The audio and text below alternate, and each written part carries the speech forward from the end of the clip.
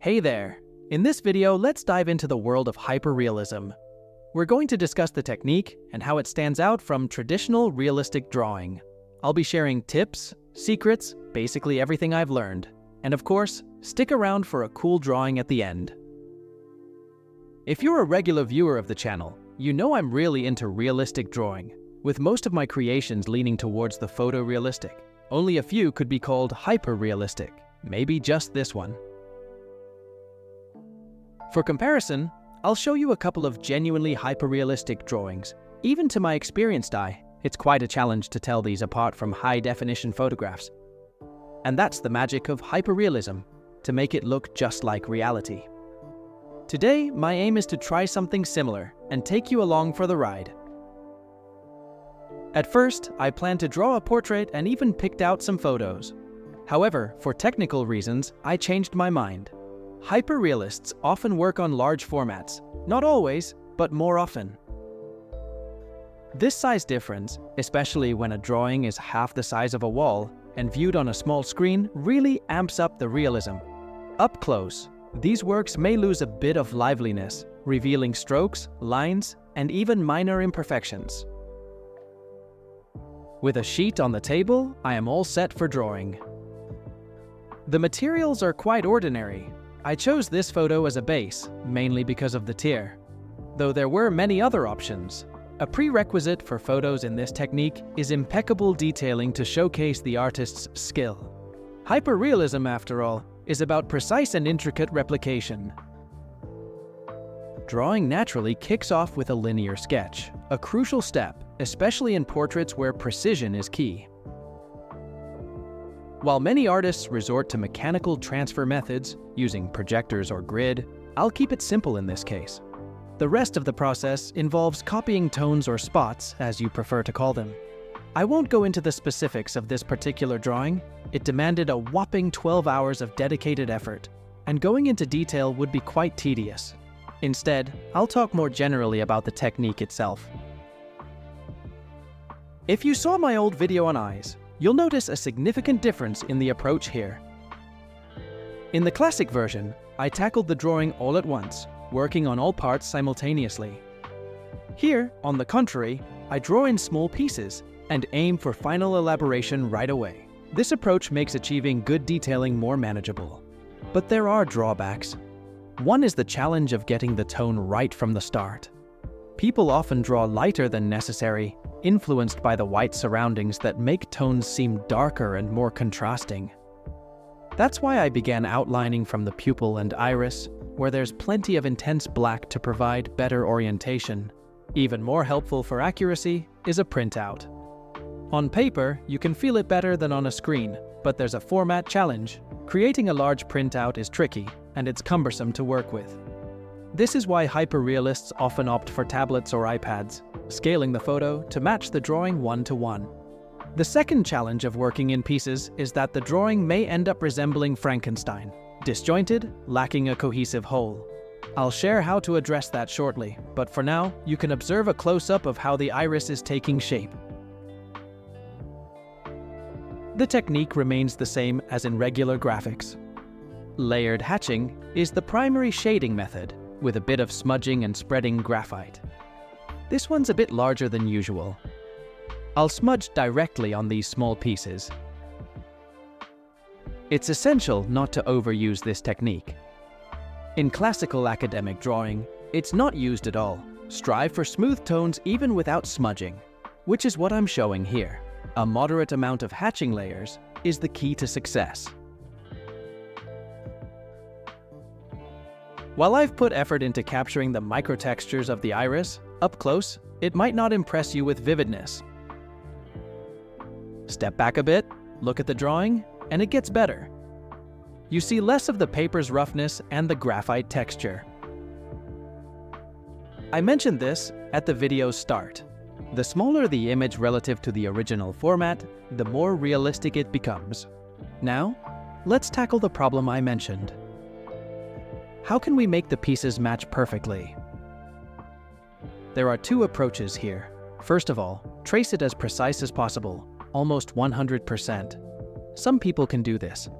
I've seen folks that draw straight from left to right like a printer. For me, it's quite challenging and I don't see much sense in it, to tell the truth. My strategy is different. I trace a piece as accurately as possible, then draw another, going back to better connect them.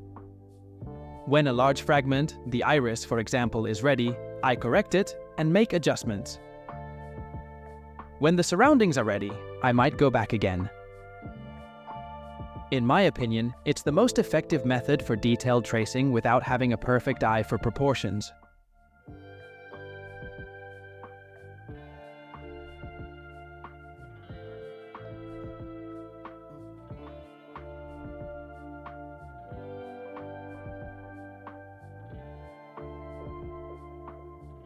Next up for me is the eyeball or sclera. The range is much larger. I practically make it in one piece because there are fewer details. I'll approach all other pieces the same way. First drawing the overall tone over a large area to show the form, then dealing with details. For this initial stage, there's a little trick I use. Due to the large sheet format, it's challenging to see the form correctly. There's a risk of getting stuck in hatching, small halftones, and inaccurately conveying large shadow volumes, which are the most important. So, I occasionally look at the camera display where I'm recording. Small details aren't visible there, only the large ones, and it helps a lot. This technique can be used not only in this method, but in any other. For an ordinary person, not a blogger, you can use a smartphone instead of a camera. Now I'm finishing filling in the tone of the sclera. It might seem too dark, but it's the eye's white, and to the untrained eye, it might seem pure white. Many beginners fall into this trap, especially when working with pieces because our perception makes early pieces seem more contrasted than they really are. The second point, when drawing with graphite, try to make only the highlights pure white. Then they will sparkle and shine. The white of the eye is a bit darker, because it has some shadows and I'm almost done with them. Small details can now be added. I now draw vessels. In hyperrealistic works, it's better not to make texture things too sharp. It's better to blur them slightly. If you do this, they will look magnificent, both up close and at a distance. To better understand how images look on a smaller scale, the same life hack with the phone will help. The next piece of the drawing will be quite unusual. I'll be drawing eyelashes. Usually I recommend doing this the other way around, at the very end. I'll explain why in this work the approach is different. First of all, I've been drawing in separate pieces from the beginning, and I don't use the usual rule of parallel drawing. Moreover, this way you can avoid smudging the tone by your hand. The drawing is not small. A good accuracy is needed for the eyelashes, so it's more convenient to draw them with a regular grip. If we start with a base, we might accidentally smear it and ruin it. You can place something under your hand. A plastic sleeve, for example.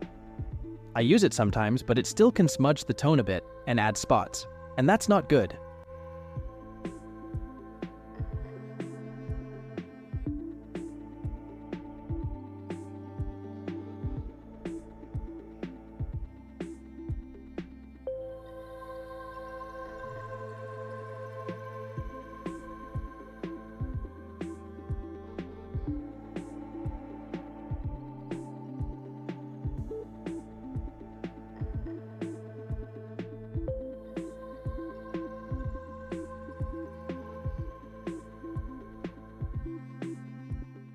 Of course, the eyelashes should be very black and thick.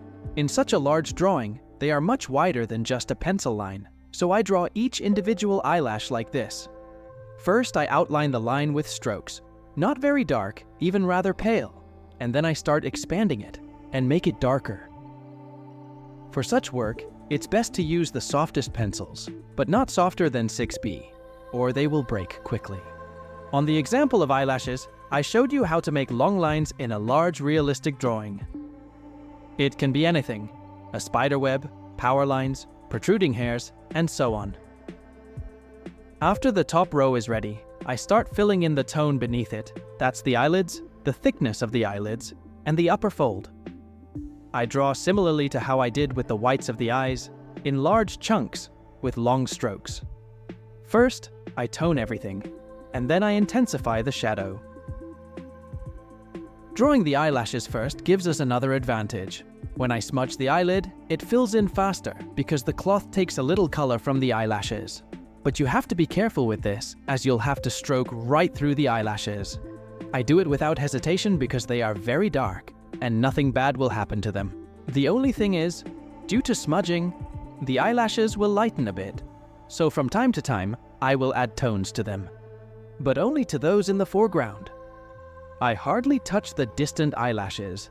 Their paleness and smudginess work to their advantage. In the end, it turns out to be nice, and a drawing with a hint of hyperrealism will only benefit from this. Now I'm finishing toning the entire upper part, and then there will be a couple more challenges to add details and realism.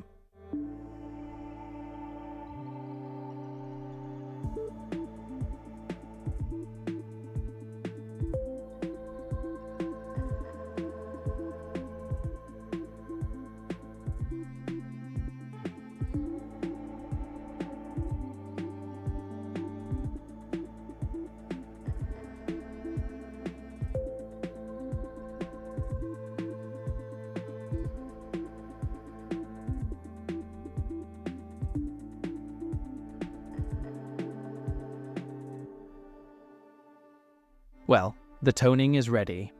And now I suggest looking at the photo. Any shot of an eye with a macro lens will do. I suggest carefully examining the skin. It's not smooth. In such macro format, it's good to see that the skin is uneven and has texture, and that's what needs to be taken in consideration when working in hyperrealism. I take a kneaded eraser and start carefully dabbing small strips, but not until it's completely white, just lightening it a bit. Wherever I overdid, I treat brightness with a pencil and add relief with tone, mostly soft shadows under light strips. That's what it looks like from a distance. Next, I just have to do the same in the bottom part, touch up the finished drawing. And after this, we can check the result. Let's see what we got.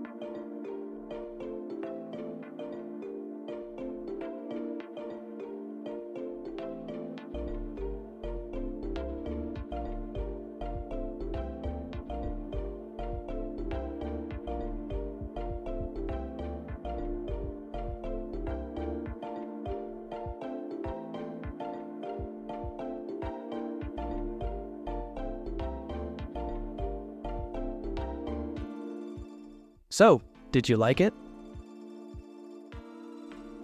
And this is how it all looks up close.